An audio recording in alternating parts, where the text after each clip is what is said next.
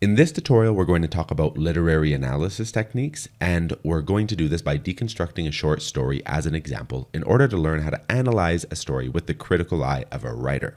So here, for example, you'll see that I'm mapping out the story structure at a top level, or over here on my character page, you'll see that I'm deeply analyzing who the characters of this story are.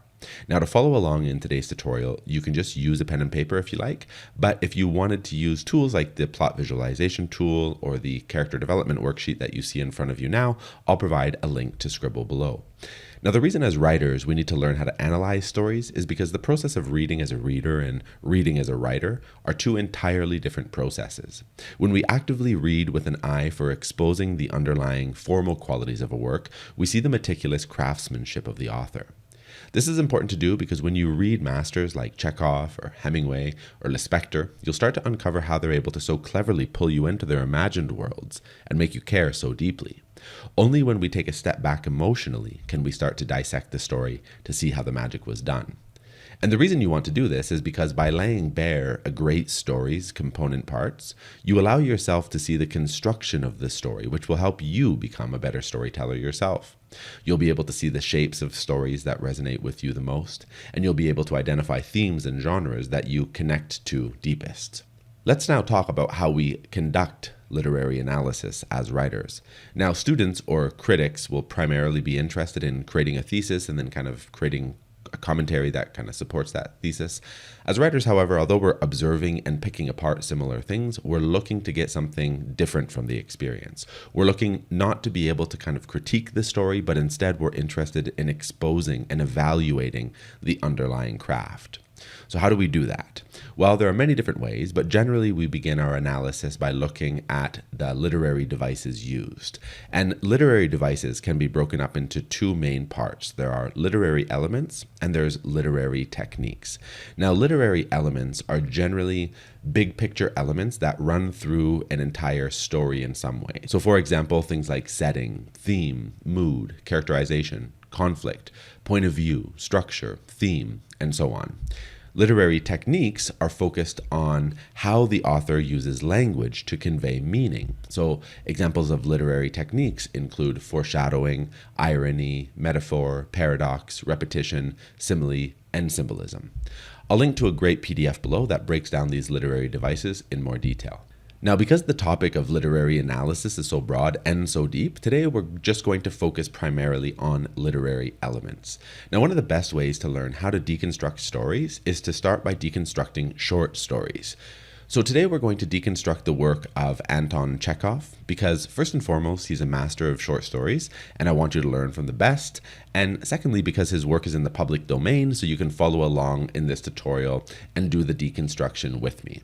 Now, what I'm going to ask you to do is actually quite a bit of work, but you'll learn a lot by going through this process and you'll start to learn how to look at a story from an entirely different perspective. Now, today we're going to focus on deconstructing 3 short stories, but you can apply these same techniques to films, documentaries, plays, and novels. The 3 short stories we're going to look at today are all love stories. They are mostly tragic in some way, but they're all masterfully told.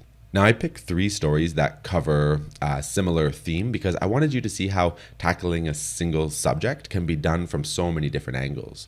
These stories use different points of view, wildly different characterization, and have quite different narrative structures. Now, what I want you to do is I want you to read each story twice. They are very short stories. The shortest will take you roughly 15 minutes to read. The longest will take you about 30 minutes to read. Totally connect to the story emotionally the first time you read it. Don't think about literary analysis or story deconstruction at all. Now, once you're done, take a break for a few minutes and then reread it.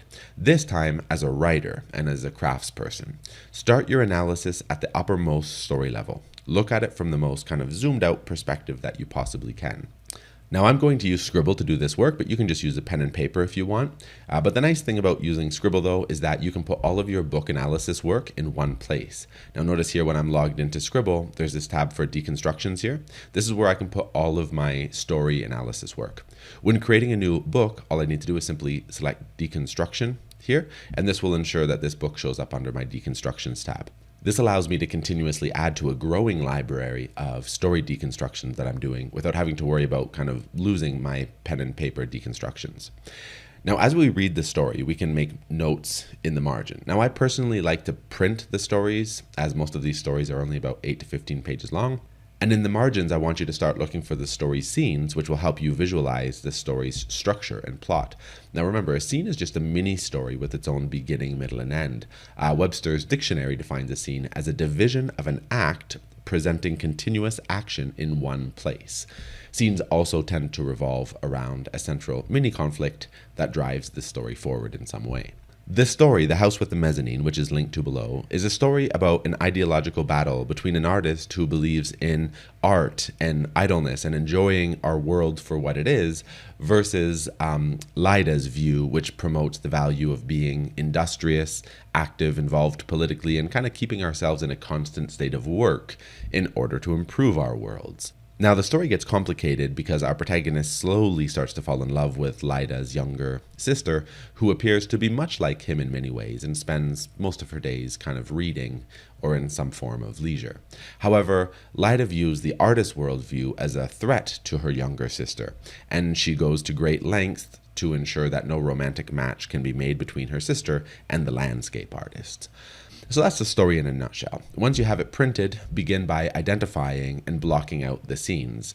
Now, in this short story, I've identified the first scene as really just being a setup scene here, where the readers are introduced to the point of view, the world the characters inhabit, as well as the main character, and even the character's flaws are hinted at here. For example, Chekhov writes, "Doomed by fate to permanent idleness, I did positively nothing." So in Scribble, we'll classify this as the setup or the ordinary world. Next, we have a scene from here to here, which I'm going to call Strange Beginnings. This is because while walking around aimlessly one day, the protagonist comes across a white house with a terrace and a mezzanine. There he sees two young sisters. One of them barely notices him, but the younger of the sisters seems to be surprised to see him. The artist goes home feeling as though he had woke from a pleasant dream. There we have the end of the dramatic action, and we also change location, so here we're going to begin a new scene. Now back at home soon after, the artist and the landowner, who the artist is living with, were visited by the colder, more industrious older sister and asked to make a contribution to a good cause for people who recently had their houses burnt down. Now, after the conversation, the sister invites the landowner and the artist over to their family home. This invitation acts as the inciting incident, which breaks the ordinary world of the artist and will propel the story into the second act. Again, here, the dramatic action stops and we transition into a new scene where the artist, for the first time, is introduced to the family and he starts to fall in love. Yet love doesn't come easy, as his differences with the older sister get in the way of him accomplishing his goal. Now, I'm not going to go paragraph by paragraph through this with you. I want you to do this on your own. Within Scribble, you can mark any important plot points when you add a new scene from the drop-down list here. Notice here, I've tagged this scene as an inciting incident. Over on my plot visualization page, you'll notice that these big kind of tentpole scenes show up as highlighted up here. Also, in each scene summary, I'm trying to really identify the kind of mini arc within the scene. So I try to kind of establish in broad strokes the kind of beginning, middle, and end of each scene, just so I can see that arc. Now, I've already plotted this entire story here, so you'll see that I have my climax down here, and you'll also notice that I have everything separated into 3 acts for the beginning, middle, and end. And this really now allows me to visualize the plot and the kind of underlying structure of this story. Now, Scribble is a very powerful writing tool because not only can we kind of map out the story like we're doing here, but we can also dive deeper into character by going over to people and places and then adding the characters from the book here. You can even generate AI images to represent the character if you wish. Now, once the character is created, you can just click on this character profile here, which will then ask you questions about their external goal, their need, obstacles, their character lie, contradictions, their weakness, their backstory, their character mask, and more. Now, if you're not sure what these character elements are, you can always read more about them in this section below. We also have a very detailed tutorial on how you can use this character profile template, which I'll also link to below. Now, in the upper right corner, you can also determine if the character had a positive, negative, or flat character arc. Now, this is quite a tragic story, and the protagonist ends up in a lower place than where he started. It's not a happy ending story. The character's flaws are not overcome, and he doesn't obtain either what he wants or what he needs. In this story ending quadrant down here, we can set both wants and needs to unmet, and you'll see this leads to a bitter ending.